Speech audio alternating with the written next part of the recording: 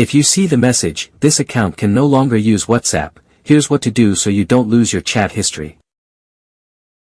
When you open the app and see the ban message, look for the Request a Review button. Tap it, explain your situation briefly, and submit.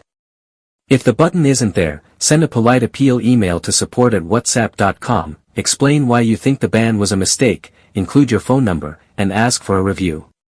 Chances improve when you stay respectful and clear. Next, on Android, go to Settings, Apps, find WhatsApp. Tap Storage and clear the cache. Then update WhatsApp or reinstall it from the Google Play Store or App Store. On iPhone, uninstall and reinstall. Just remember this will remove local chat content, so wait to back up first.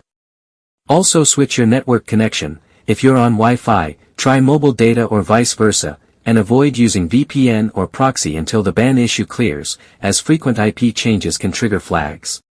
If you still can't regain access, here's a backup plan to secure your chats before losing them: MagFone Chats Transfer.